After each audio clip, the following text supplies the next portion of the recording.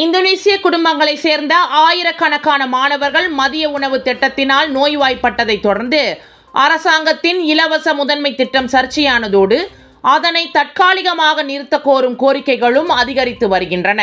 Java தீவின் மேற்கு பண்டோங் மாவட்டத்தில் கடந்த வாரம் நச்சுணவு சம்பவம் அதிகரித்ததால் சுவாச கோளாறு, குமட்டல் மற்றும் வயிற்றுப்போக்கு ஆகியவற்றால் பாதிக்கப்பட்ட 1300க்கும் மேற்பட்ட குழந்தைகள் மருத்துவமனைக்கு கொண்டு செல்லப்பட்டன என்று உள்ளூர் ஊடகங்கள் செய்தி வெளியிட்டுள்ளன. குழந்தை ஊட்டச்சத்து நெருக்கடியை சமாளிப்பதற்கான ஒரு வழியாக இந்தோனேசிய அதிபர் பிரபோவோ சுபியாந்தோவின் முயற்சியில் மதிய உணவு திட்டம் தொடங்கப்பட்ட போதிலும் தற்போது அரசாங்கம் பல பள்ளிகளில் சமையல் அறைகளின் நடவடிக்கையை தற்காலிகமாக நிறுத்தி வைத்துள்ளது. அதிபரின் மதிய உணவை நிறுத்திவிட்டு அதனை ரொக்கப்பணம் வழங்கும் திட்டமாக மாற்ற வேண்டும் என பலர் கருத்துரைத்து வருகின்றனர். பள்ளியில் சமைக்கப்படும் உணவு வழங்குவதை விட வீட்டிலிருந்து கொண்டு செல்லப்படும் உணவுக்கு முன்னுரிமை வழங்க வேண்டும் என்ற விருப்பத்தை பலர் வெளியிட்டுள்ளனர்.